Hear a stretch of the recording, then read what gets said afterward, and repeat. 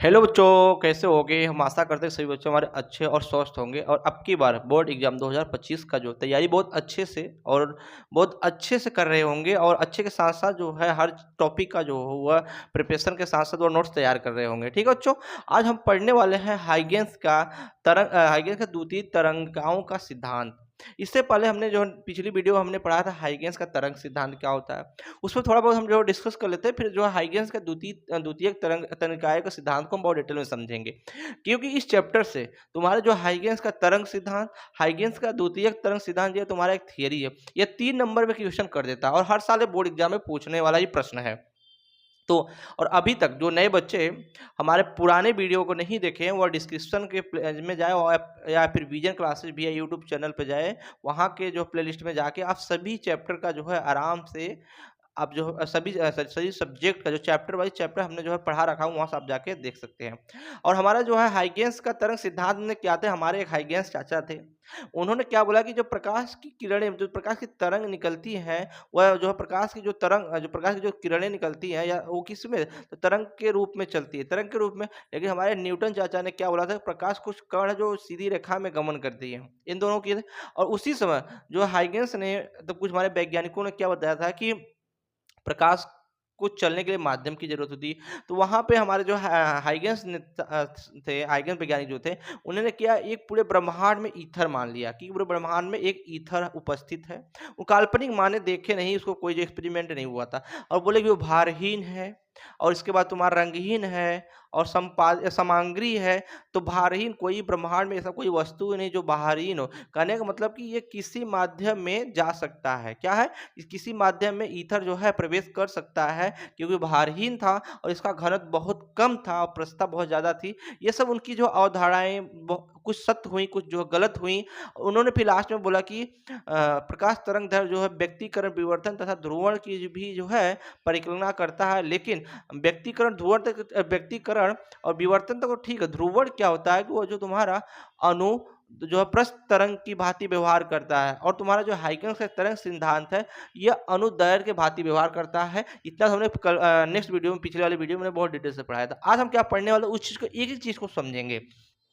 हमारा जो टॉपिक क्या बोला कि हाइगेंस के द्वितीय तनिकाओं का सिद्धांत, ये टोटल 3 तनिकाओं के सिद्धांत पे निर्धारित है, ओनली 3 है। ये जितना मैं बनाया हूँ, जितना हमने लिख दिया, क्योंकि जो जिस लैंग्वेज में बनाया हूँ, आप किताब में देखेंगे, अंशवाल में देखेंगे, थोड़ा बहुत ब्रॉड में दिया था। हम इसको उतने मतलब अपने लैंग्वेज में बनाने की कोशिश की, जो बोर्ड एग्जाम में पूरा का पूरा नंबर मिलेगा। अब देखो क्या है, उस कंडीशन को समझो। पहला कंडीशन हमारा क्या कहता है, पहली बात हमारा क्या कहता है, पहली बात बोल रहा है कि जब किसी माध्यम में स्थित प्रकाश की, जब किसी माध्यम में स्थित प्रकाश स्रोत से प्रकाश तरंगे, क्या, प्रकाश के स्रोत से प्रकाश तरंगे निकलती हैं तो उस माध्यम के कण कंपन करने लगते हैं, और उस माध्यम के कण क्या, उस माध्यम के जो कण है कंपन करने लगते हैं। हर चीज को भी समझाएंगे, कंपन करने लगते हैं। और उस माध्यम में कोई ऐसा पृष्ठ हो, तो कंपन करने का मतलब सुनो, जब हम कोई लाइट या बल्ब जलाते हैं, जैसे हमारे पास कोई बल्ब है, जब जलाएंगे तो उसमें जो किरणें निकलेंगी तो चारों साइड फैलेंगी, और जब चारों साइड फैलती तो क्या होती है, वो जो है कंपन करने लगती है। ये हाइगेंस सर ने कहा था, ठीक है। इसके बाद क्या बोला कि उस माध्यम में कोई ऐसा पृष्ठ हो, मतलब यहाँ जो मान लो, देखो यहाँ मैं समझाने जा रहा हूँ, मान लो यहाँ पे हमारा कोई ना कोई जो है प्रकाश की किरणें जब निकल रही हैं, मान लो ये हमारी जो है प्रकाश की स्रोत है, एक प्रकाश स्रोत है, यहाँ जो किरणें निकल रही हैं, तो वो किरणें हमारे क्या है, सभी माध्यम में निकल रही हैं, निकल रही। तो जब किरणें निकल रही, तो यहाँ वायुमंडल में ये जो हमारी चारों तरफ क्या है, वो कंपन करने लगती है। और बोला कि उस माध्यम कोई ऐसा पृष्ठ हो, उस माध्यम कोई ऐसा पृष्ठ हो, मान लो ये एक पृष्ठ है, ऐसा पृष्ठ हो जो माध्यम के प्रत्येक कण समान कला में हो, क्या हो, उसका माध्यम का प्रत्येक कण समान कला में हो। ये बात याद रखना, प्रत्येक कण क्या समान हो, मतलब कहने का मतलब कि जब प्रकाश तरंगे निकलती हैं तो चारों दिशाएं में फैल जाती हैं, और चारों दिशाएं में जब फैलती है तो कंपन करने लगती है। लेकिन उसी माध्यम में कोई एक ऐसा पृष्ठ हो, उसी माध्यम में कोई एक ऐसा पृष्ठ हो जो जो माध्यम का प्रत्येक कण एक कला में हो, एक कला में कंपन करे। कहने का मतलब यहाँ पे कोई एक पृष्ठ है तो यहाँ पे जो कंपन कर रहा है वह एक ही कला में कर रहा है। क्या कर रहा है? एक ही कला में कंपन कर रहा है। इस बात को समझे, एक ही कला में कंपन कर रहा है। या तो मान लो हमारा देखो, एक मान लो ये माध्यम है और एक ये माध्यम, ये जब ऊपर जाएगा तो ये भी ऊपर जाएगा, ये नीचे आएगा तो ये भी नीचे आएगा, मतलब समान कला में कंपन कर रहा है, उसे तरंगाग्र कहते हैं। क्या कहते हैं?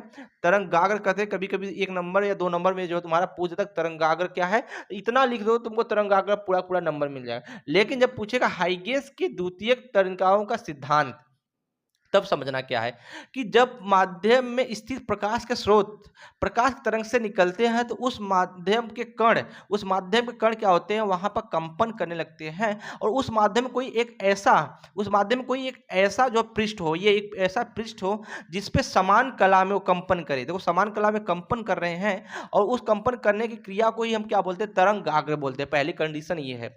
दूसरी कंडीशन क्या है, उस चीज को देखो।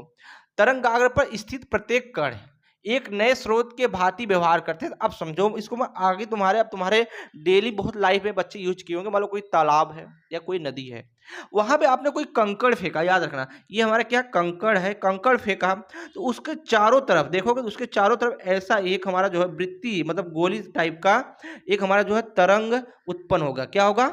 तरंग उत्पन्न होगा। इस बात की याद रखना। तो तरंग उत्पन्न होने के बाद मानो यहाँ से तरंग उत्पन्न हुआ तो यहाँ पे हमको देखो, यहाँ प्राथमिक तरंग और द्वितीयक तरंग दो होते हैं।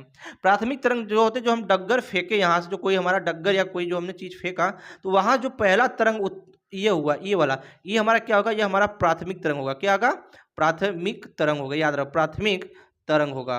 प्राथमिक, और जो प्राथमिक जस्ट बगल वाला ये हमारा जो तरंग होगा, ये हमारा क्या होगा? द्वितीयक तरंग होगा। क्या होगा? द्वितीयक तरंग होगा। द्वितीयक तरंग होगा। इस बात को याद रखना, द्वितीयक तरंग होगा। कहने का मतलब जो कोई डग्गर फेंकने के बाद जो पहला तरंग उत्पन्न होगा वो हमारा प्राथमिक, और उस पहले तरंग की से बाद फिर हमें एक दूसरा तरंग उत्पन्न होगा। इनके बीच की जो चाल होगी वो समान होता है। बीच की जो चाल होगी समान होगा तो दूसरा तरंग उत्पन्न होगा। अब इस दूसरे से एक तीसरा तरंग उत्पन्न होगा ये, तो ये जो दूसरा तरंग को हम मान लेंगे, यहाँ जो ये हमारा दूसरा तरंग है इसको हम प्राथमिक तरंग मान लेंगे। क्या मान लेंगे? इसको यहाँ पे हम प्राथमिक तरंग मान लेंगे। ये जो हमारा प्राथमिक तरंग हो जाएगा और ये वाला हमारा जो है द्वितीयक तरंग हो जाएगा। ऐसे हमारे तरंगे चलते चलते रहते हैं, जो हम अधिकांश जो तालाबों में जब डगर फेंकते हैं तो हमको दिखने को मिलता है। लेकिन वहां पे वो दिखता है तो क्या होता है, वो सतह को अप डाउन करता है। वो ऐसा नहीं करता है कि वह जो है उसकी पानी जो है आगे पीछे हो रही है, वो सतह को अप डाउन करता है, वो हमको प्रतीत होता है। ठीक है, वही चीज यहाँ पे जो हाइगेंस ने कह रहे हैं कि तरंगाग्र पर क्या बोला है? तरंगाग्र पर स्थित प्रत्येक कण, देखो तरंगाग्र पर स्थित प्रत्येक कण, इस बात को बहुत याद रखना, प्रत्येक कण एक नए स्रोत के भांति व्यवहार करता है। देखो यहाँ से हमने डग्गर मारा तो हमारा जो प्राथमिक तरंग उतरा, फिर ये प्राथमिक तरंग के द्वारा भी एक हमारा द्वितीयक तरंग उतरा, और इस द्वितीयक तरंग के द्वारा भी हमारा एक तरंग और उत्पन्न हुआ जो भांति व्यवहार कर, मतलब उसी के जैसा ही व्यवहार करेगा, क्योंकि उसका चाल क्या होता है? समान होता है,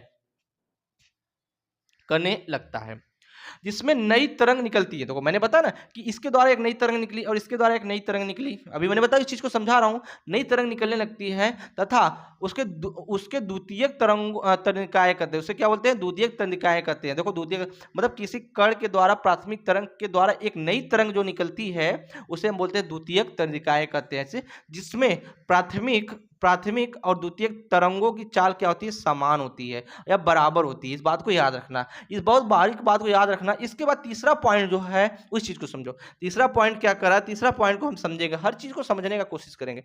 तीसरा का पॉइंट हमारा यहाँ करा कि द्वितीयक तरंगों को स्पर्श करता हुआ कोई पृष्ठ जो है अनुलोप खींचे, उस समय अनुलोप खींचे। अभी समझाऊंगा इस चीज को, इस चीज को हम बहुत डिटेल में समझाऊंगा। अनुलोप क्या होता है, हर चीज को समझाएंगे आराम से। और इतना आपने लिख के उतना डायग्राम बना दिया तो 3 नंबर आपको पक्का मिलेगा। ठीक है बच्चों, तो यहाँ से देखो सभी हम आशा करते हैं कि जो मैं बता रहा हूँ बच्चों को समझ में आ रहा होगा। यस या नो कमेंट बताइएगा, आ रहा है कि नहीं आ रहा है, और क्या दिक्कतें या क्या प्रॉब्लम है कमेंट में बताएंगे, हम उस टाइप का आपको सोल्यूशन का समाधान करेंगे। तो यहाँ क्या बोल रहा है कि द्वितीयक तरंगों को स्पर्श करता हुआ, देखो अब यहाँ ध्यान दो, इस डायग्राम को देखते हैं। मान लो ये हमारा प्रकाश स्रोत है। क्या है? ये प्रकाश स्रोत है। ये प्रकाश स्रोत है, मतलब ये जो प्रकाश स्रोत है इससे जो किरणें निकल रही है चारों दिशाएं में फैल रही है। बात सही है। और जो चारों दिशाएं फैलेंगी तो बताओ इनके जो है यहाँ फैलने पर उनके माध्यम में क्या होगा? देखो याद है ना, कंपन होगा, कंपन करने लगेंगे और उस माध्यम कोई ऐसा पृष्ठ हो, देखो ये पृष्ठ है, मान लो ऐसा कोई पृष्ठ हो, ऐसा कोई पृष्ठ हो, जो मैंने बताया कि यहाँ से हमारा जो कोई स्रोत निकल रहा है ऐसे ऐसे ऐसे, यहाँ पे कोई ऐसा पृष्ठ हो जिसमें समान कला में कंपन करे, मतलब किसमें समान कला में कंपन करेंगे, और उसी को हम क्या बोलते हैं, तरंगाग्र बोलते हैं। तो वही चीज यहाँ बोला है कि जो कोई एक पृष्ठ कोई एक पृष्ठ अवनलोप खींचे, तो कोई इनके भी एक मान लो ये A1 B1 के बीच में एक हमने पृष्ठ खींचा अवनलोप A1 A dash A1 dash और B1 डैश, ठीक है। वही यहाँ पे चीज कह रहा समझना कि द्वितीयक तरंगों को स्पर्श करता हुआ, अब देखो ध्यान से मेरी बात को समझा, ये हमारा क्या, ये हमारा प्राथमिक कुंड, ये हमारा क्या प्राथमिक तरंगे है, अभी मैंने बताया प्राथमिक तरंग है, और ये हमारा क्या है, प्राथमिक तरंग है, और ये हमारा ये बीच में मैंने जो दिखाया हूं इसको समझना, ये हमारा क्या, ये द्वितीयक तरंग है, क्या है, ये हमारा जो द्वितीयक तरंग है, द्वितीयक तरंग है, द्वितीयक तरंग है। अब हर चीज को समझना है, देखो द्वितीयक तरंग, वही मैं बोल रहा हूँ कि द्वितीयक तरंगों को स्पर्श करता हुआ कोई एक अनुलोप खींचे। देखो द्वितीय तरंग को स्पर्श करता हुआ, मैंने यहाँ पे देखो एक गोला सा नहीं खींचा हूँ, ये कितने गोले हैं, 1 2 3 4, ये हम 5 जो है अनुलोप खींचे हैं। उस समय तरंगाग्र नई स्थिति को प्रकट करता है, तो उस समय क्या होता है, तरंगाग्र को एक नई स्थिति को प्रकट करता है, बात भी सही है। अब एक चीज बताओ, अच्छा है तरंगाग्र, मान लो यहाँ से ये जो यहाँ से यहाँ की दूरी जो है, यहाँ पे से यहाँ की दूरी हमको लेना होगा, तो हम एक चीज पढ़े हैं, अभी हर चीज को बता रहा हूँ, यहाँ हम पढ़े हैं चाल बराबर दूरी बटा समय, यही चीज पढ़े हैं। तो हमको यहाँ दूरी जब निकालेंगे, दूरी तो बराबर क्या हो जाएगा, चाल गुणे समय होगा कि नहीं, मतलब समय, मतलब चाल, देखो मैंने अभी बताया कि प्राथमिक कुंडली और द्वितीय कुंडली के बीच में चाल होता है वो समान होता है। जब चाल समान, तो वही समय कुछ क्षण के लिए, उसी क्षण के लिए हमारा जो है दूरी अनुलोप होगा। तो यहाँ से त्रिज्या, यहाँ से जो दूरी r निकालेंगे, इसी से निकालेंगे v1, इसको या ऐसे भी लिख सकते हैं v इंटू टी से। ये समझ में आएगा नहीं, इनके बीच की जो चाल और दूरी समय लगेगा सेम लगेगा, क्योंकि क्या है दूरियां सबका बराबर होती है। इसके बाद क्या बोल रहा है, प्रकट करता है प्राथमिक व द्वितीयक तरंगों के बीच एक बंद अनुलोप है। देखो ये प्राथमिक कुंडली है और द्वितीय कुंडली के बीच में एक हमारा 5 ये बंद अनुलोप है कि नहीं है, यही बंद अनुलोप है। इसको जो है, इसी को हाइगेंस का जो है द्वितीयक तनिकाओं का सिद्धांत कहते हैं। ये 3 चीजें आपने लिख के आया बोर्ड एग्जाम में, समझ जाओ आपको पूरा पूरा नंबर मिलेगा, क्योंकि इसमें कुछ कट पिट मत करना। और अंसाल पेपर में देखोगे या बुक में देखोगे बहुत जो है ब्रॉड या बहुत चढ़ा उड़ा के लिखा है, उतना हमको कुछ नहीं लिखना है। ये 3 टॉपिक जो है सब सेम उठा के जो है बोर्ड एग्जाम में जो है छाप देना है। और ये एक डायग्राम बना, एक डाय स्ट्रेट वाला होता है, लेकिन दोनों सेम कंडीशन होता है। ये मान लो A1 और B1 हमारा प्राथमिक कुंडली है, और जब प्राथमिक कुंडली वही मैंने दिखाया कि यहाँ पे मैंने बताया ना, कोई मान लो यहाँ कंकड़ है, इसको जब मारेंगे तो ऐसा गोला से बनेगा, और गोला से बनने से प्राथमिक कुंडली के द्वारा एक अन्य और कुंडली उत्पन्न हो जाएगा। ऐसे इस प्राथमिक तरंग के द्वारा एक अन्य और तरंग उत्पन्न हो जाएगा, हम इसको द्वितीय तरंग बोलते हैं। तो वही चीज बोला है कि यहाँ द्वितीय तरंगों को स्पर्श करता हुआ, अब इस द्वितीय तरंगों को कोई ना कोई स्पर्श करता हुआ, मान लो ये हमारा द्वितीय तरंग है, इसको कोई ना कोई स्पर्श करता हुआ, बताओ हमारा एक तृतीय जो है यहाँ पे अगला स्पर्श करता हुआ कोई पृष्ठ अनुलोप खींचे। देखो पृष्ठ अनुलोप खींचे कि नहीं खींचे, इनके बीच में पृष्ठ अनुलोप खींच रहे हैं। देखो ये जो खींचा गया है पृष्ठ अनुलोप है, ए डैश बी डैश पृष्ठ अनुलोप है, और उस समय तरंगाग्र की नई स्थिति को प्रकट करता है, उसे प्राथमिक और द्वितीय तरंगों के बीच का बंद अनुलोप कहते हैं। ठीक है बच्चों, इतना लिखा या आपने लिख दिया तो पूरा पूरा बोर्ड एग्जाम में आपको पूरा पूरा नंबर मिलेगा। और ये टॉपिक बहुत छोटा है, इसमें 4 पॉइंटें पढ़नी है ओनली। पढ़ना क्या है, हाइगेंस का तरंग सिद्धांत, हाइगेंस का द्वितीय तरंग तंत्रिकाएं का जो है व्याख्या कीजिए। तीसरा पढ़ना है कि हाइगेंस के तरंग सिद्धांत के द्वारा अपवर्तन एवं परावर्तन की व्याख्या कीजिए, और हाइगेंस के इसी तरंग के सिद्धांत के द्वारा जो है अपवर्तन परावर्तन की नियम की सफलतापूर्वक जो है व्याख्या की गई है। इस चीज को मैं आगे पढ़ाऊंगा, वो 5 नंबर का भी डेरिवेशन है।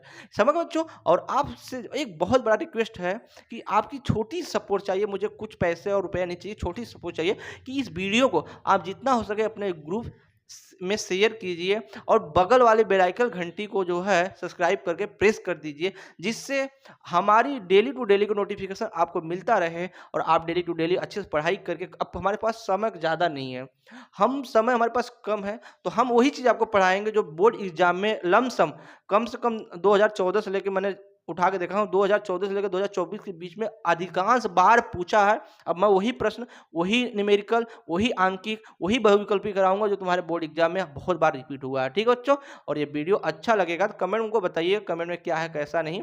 और वीडियो की क्वालिटी जो है अब हाई क्वालिटी में देखेंगे तो आपको और क्लियर चीज समझ में आएगी क्या है। हमको कुछ नहीं, 3 कंडीशन लिख के आना है। और इसके नेक्स्ट पहले वाली वीडियो जो मैंने बताया वो जो हाइगेंस का तरंग सिद्धांत को बहुत डिटेल में मैंने चर्चा किया हूँ। ठीक है बच्चों, तब तक के लिए जय